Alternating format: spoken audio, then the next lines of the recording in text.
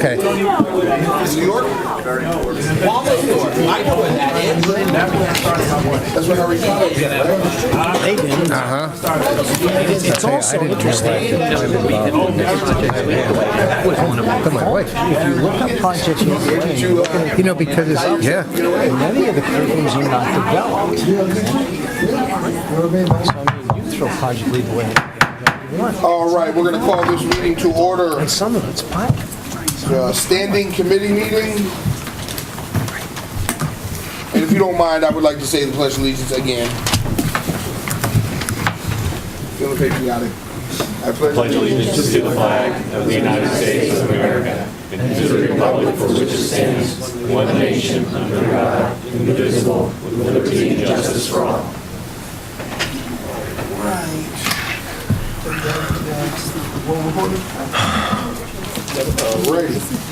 All right, we're going to go right to finance. And that's not going to Mr. change. You Fainall. know that. Thank you.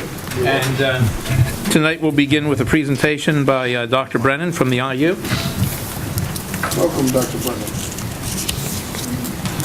Good evening, and thank you. I am very happy to be here tonight and not, I think, tomorrow night or Thursday night and maybe even Friday night. And I also said to Mr. Ryder, your representative on our board, that I think my presentation tonight is probably the toughest I've had to do, except for Saucon Valley School District, and that was the year that Governor Corbett cut public education by $1 billion.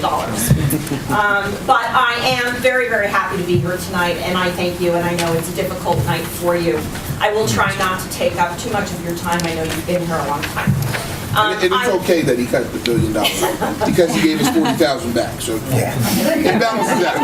And he even wants to control that part. So, I'm looking around, I don't see that you have the general operating budget booklet. I don't know if it was distributed. Yes. Okay, so you've seen it. All right, so let me just do a couple of very, very quick things, and then I'd rather take questions than go through everything with you.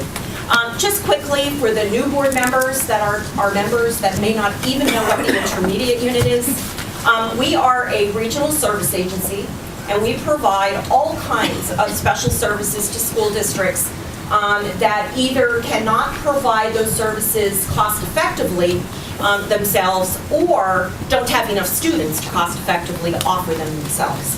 We're often associated with special education services, and it certainly is our largest service that we provide to everyone. But we also do a myriad of services. Mr. Simonetta referenced our cooperative purchasing that our school districts participate in. We operate a health trust for 10 members of our intermediate unit. We provide curriculum and professional development services as well as technology services.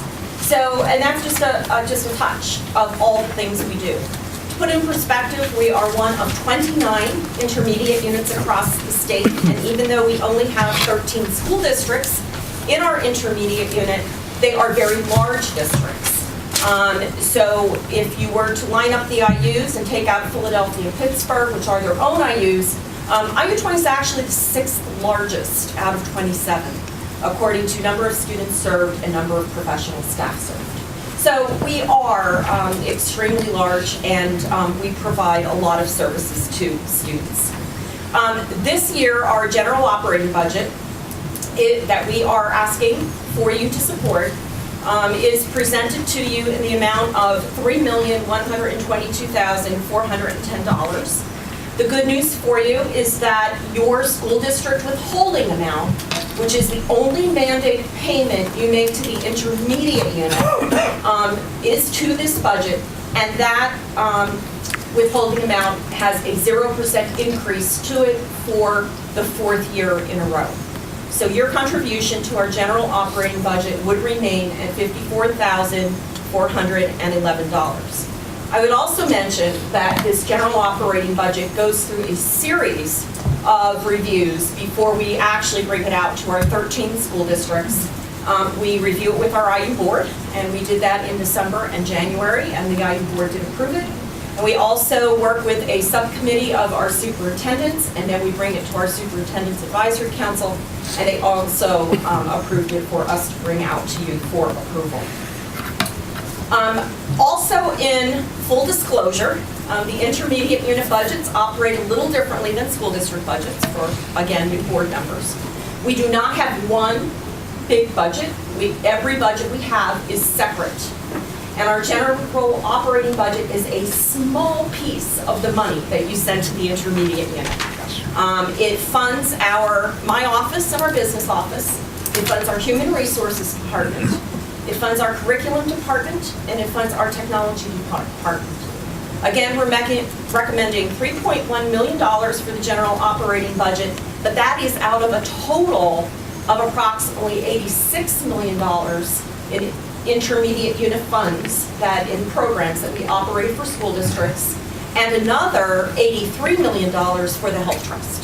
So this is a very, very small piece of what school districts pay to the intermediate unit, but again, it's your only mandated payment. All the other programs are fee for service. So you use those services as you need them or as you feel they are of value to you. Most of this increase, the dollar amount to the budget is $105,110, and of that, the PSERS increase is $66,640. We are budgeting 0% for salaries because we are in contract negotiations with 4 different groups. Our teachers union, our support union, our Act 93 group, and our transportation workers. On the expenditure side, of course, we will have, and I'm just going through the booklet here, the PSERS state contribution of $33,320.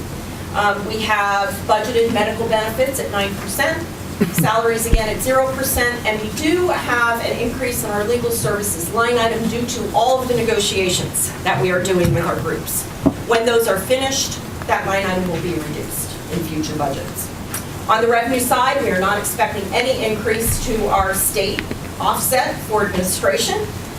We do have a PSERS reserve account, so we put some money away knowing that we would have the same PSERS increases that you would have for your teachers, and we didn't want to be a burden to our school districts. So over the years, we were planning for that, and now what we're doing in each of our budgets, last year we took 70% out of the PSERS fund balance and built 30% of what we needed into the budget. This year, we're taking 60% out of the reserve account and building 40% into the budget, and then we'll start reversing that so that as your PSERS increases start leveling out, we can build more into our budgets. So we believe that we have a very good plan for PSERS that will not be a burden to our school districts. And then the last two things, we actually have some additional revenue coming into this budget that offset some of our cost increases to the budget. The first one is that our curriculum director is now overseeing our non-public school services. So the non-public school budget, which is fully funded by the state, will pay $24,000 toward the cost of our curriculum director who is in this budget. And also on the revenue side, our assistant executive director and her secretary is actually assigned 25% of the time to oversee transportation. And so the transportation budget will contribute $56,500 for both of those people. So those were 2 additional revenue increases. As I said, this is your only mandated payment to the intermediate unit. If you had your book in front of you on page 16, it would show you the distribution of the $520,440 that the school districts in IU20 contribute to this particular budget. And again, your contribution is $54,411 for the 4th year in a row. That distribution of those dollars, again, for new people, is determined by the state. They give us a formula.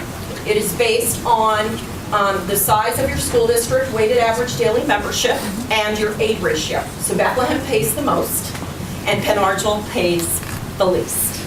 As far as if you had your book on page 17, you would see the budget by object code. Again, there's pluses, minuses. It all works out to a 0% increase to your withholding amount. Our other budgets, because I know that is of interest to other people, we are holding at a 2.7% increase. That's the first increase we've had in 4 years. We do serve the most challenged students, and the acuity of kids is rising all the time. And so we had 2 0 years. And now, as we went through the budget, we do absolutely, at least right now with the student numbers we have, need a 2.7% increase, but it will not go above that. We're still working on it. We'll be presenting our budgets to the IU board in a month or so, and hopefully we can get it down from 2.7, but it will not, those other budgets will not go above that. And again, they are fee for service. We are also here to work with your folks in special ed, to review program, review budgets. As I've always said, and I think your former member, Dr. Moskaitis, on our board, I think in the past has told you, the IU is here to help you provide service at the most cost-effective way we can.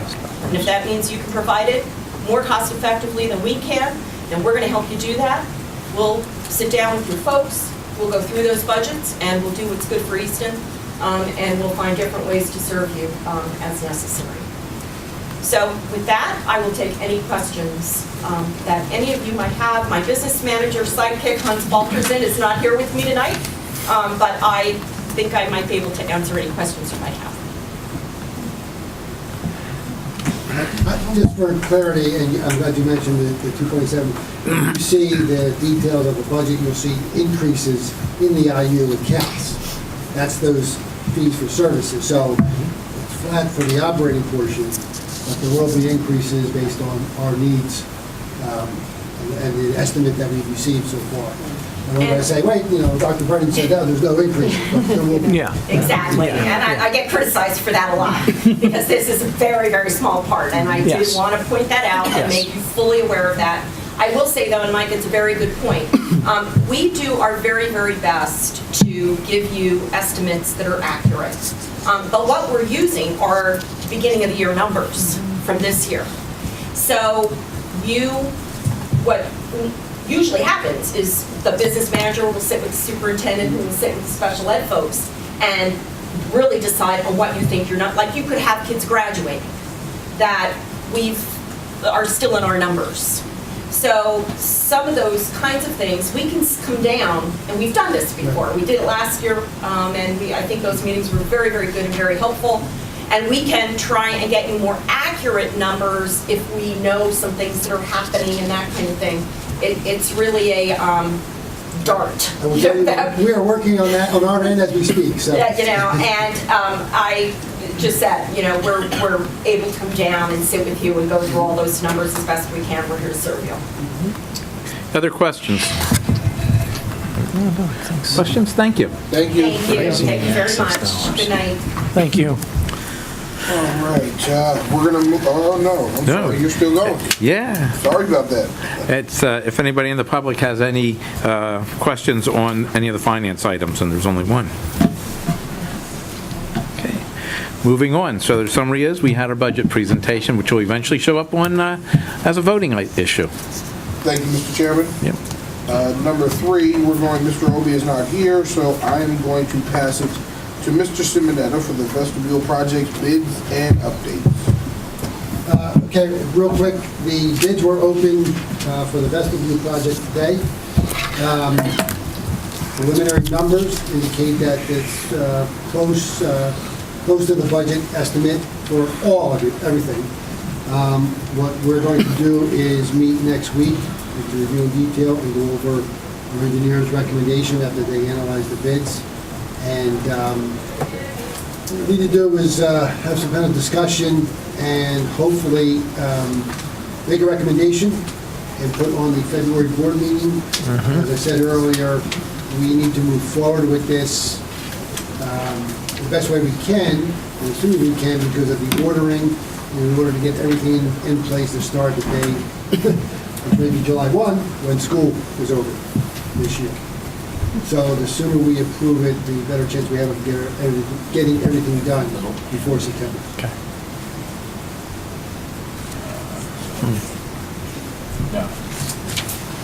I'm sorry, is there any questions for Mr. Simonetta regarding the vestibule project's bids update? No? All right. Is there any public who would like to be heard on the vestibule project's bids update? Hearing that, summary will be, we got an update, and we'll be looking to see that, Mr. Simonetta. Is there any public who would like to be heard on non-agenda items?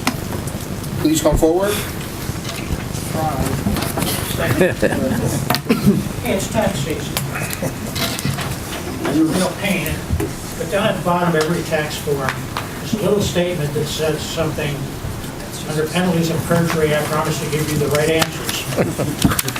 Something like that. And we all know we should not lie to the IRS. And the IRS will on occasion tell you that the penalty for perjury is 5 years, and they can stack the penalties to 15, and they will remind you that they have approximately 80+% jail time if they really get mad.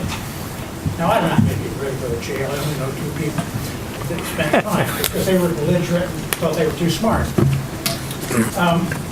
But if you lie to the school district in order to participate in the programs, I guess it's okay to lie because there's no reason not to lie. There's no penalties attached other than some obscure ones which are improperly quoted anyway, and the defense attorney is probably going to say, doesn't count. And I went before a judge who sat there, and believe it or not, she actually measured the type size, and she gave a tiny little smirk, or smile, because my type size was big enough. But there are people who spoke small print. Now, I'm not trying to defend Mr. Semineta, but he's got an almost impossible job. I've got a copy of the charter school enrollment notification form, which he gets. We could save a lot of trees. It's a useless piece of garbage. It does not provide him with the information that you would expect to get buying a used car, much less sign up for $250,000 worth of benefits out of your pocket. And this is visited upon us by our great friends out in the Department of Education. It's useless. It does not provide critical information for him to do his job in a professional way. On the bottom of the page it says, instructions for this form can be found on the following PDE website. Now, I can follow simple instructions, and I assure you, they're not there. I did manage to find them someplace else. They're an exercise in circular logic, which is useless as this form. So anybody who followed the rules would never provide Mr. Semineta with the useful information necessary to do his job for an important $50,000, $100,000, $300,000 event. And he's going to get skinned every time because his hands would, he lost it before he started. Not his fault. The system is at fault, and we're not doing much about it. But you do have one problem. Before your time, Mr. Pentabone, the board voted their heart, not their brains, not to participate in the billing process with charter schools. You wait till the end of the line and the state sends you the bill. They deduct it from yours. By waiting till the end, you've given Mr. Semineta lousy odds go down to abysmal odds. Because catching a problem at the end of the road is worse than catching it at the beginning. And I'm not saying that charter schools are all wrong. I'm just saying they have the opportunity to do everything wrong, and you can't catch them. So you need to get back on board. And I don't know how you fix problems at the PDE level. I know how it was fixed in certain other places when I was responsible for getting bills out. The person at the other end would say, Drew, I'm sorry, I'm unable to process your request because it doesn't meet our standards. Try again. And I'd have to go through many, many, many times to get it processed. Now, apparently PDE would just take your money anyway. But I implore you, you've got to find some better tools to help your people do a better job up front to cut your losses. Now, my friend who was enrolling people 2 countries away and sending the bills for the charter school, well, he didn't read the federal regs and he missed the part about being homeless. Otherwise, he would enroll the whole village. I assure you, where he was living, they didn't have good running water, they did not have public sewers, they would have met the definitions, and he's the kind of zealot who would have enrolled everybody. I'm pleased to tell you he's no longer in the area. He's now in the business of bringing people in from foreign countries. And he does so under the color of God's work. I asked him the other day how many went home at the end of this program he was working with. And he said, by the way, Drew, not one of them went home. You know, so there's people out there with different missions been your mission. Please, give yourself at least something better than 0-0 batting average. Give your staff the tools necessary to do their job. Thank you very much. Thank you, Mr. Henderson. Is there one more who'd like to speak? I know you want to. Come on. Come on.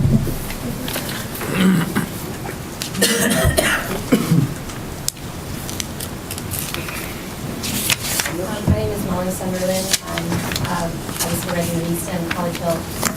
New to the district in that I'm just sort of becoming aware of things that are happening. My son's in kindergarten at March.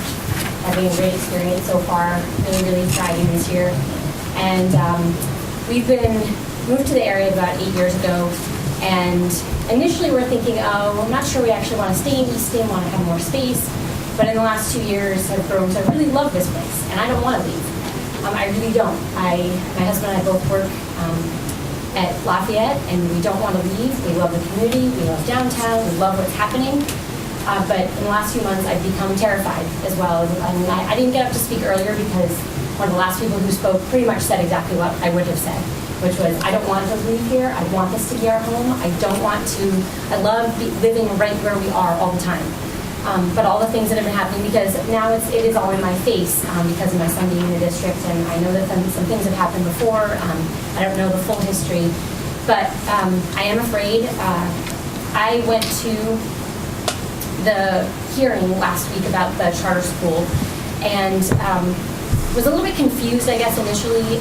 There was information about how that charter school was promoted, and I felt like it was not promoted to the entire community, and so I was confused about how that process actually happened. It sounds to me like maybe it was, I don't know, a private group wanting to use public funds. I just don't understand. And I also don't understand how we can look at closing one thing and opening something else without having oversight. I don't understand how that is possible. I don't understand why we could even consider something else without trying to fix what's here. It scares me a little bit to think of that's not having foresight and looking down the road to say we're just going to scrap something that's already here. And obviously a school like that is not going to take up all the spaces that are going to be lost by closing an entire elementary school.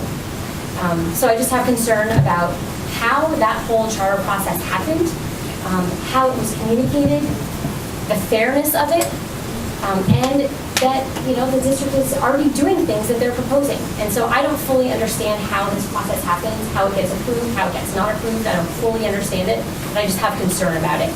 And I learned tonight that you'll be voting on it at the end of the month, and I hope to learn as much as I possibly can in the next however many weeks that is, so that I can be present and give my voice about the future of that. But I'll just echo again what the woman said earlier, which was, I want this place to be our home. But the reality of it is that my husband and I are now looking out in other districts, and I don't want to do that. This is where we want to be. But I'm terrified of huge class sizes. I'm terrified of no music. And so I'm looking to places that, and all I'm trying to do now is gather information to look at financial history, to look at documents, to learn as much as I can about financial stability. And that seems crazy to me because I love the teacher he has right now. I love the people we've met in March so far, and I want to keep that. So that's all I have to say, and I look forward to continuing to be a part of this. And thank you for all of your time. And I'm really excited about this group that hopefully can have liaisons in this board. And I just hope we can look at the entire picture too. When we're considering costs and considering things that are the most important. And I am going to look at the budget and look at all of the lines and things, but I encourage you to be looking at all the things that are most crucial, or most critical. It seems that, I remember when I was a kid, that I grew up in New Hampshire, but I remember conversations when I was in school about things to get cut, and we did the same things. It was always the music, it was always the art. And I'm a huge sports fan. I ran track in college. I love athletics, but I want the district to look at everything that costs money and what are the most critical things. And I think class size is huge. I think music is huge, and I think art is huge. And so I want to consider all options. So I look forward to being part of the discussion of the parent group and with liaisons. And thank you for your time. Thanks for encouraging me to speak. I know you wanted to do it. Get up there and do it. Thank you. Is there anyone else from the public who'd like to speak? Seeing none. Can I have a motion to adjourn? So move. Second? Second. All those in favor?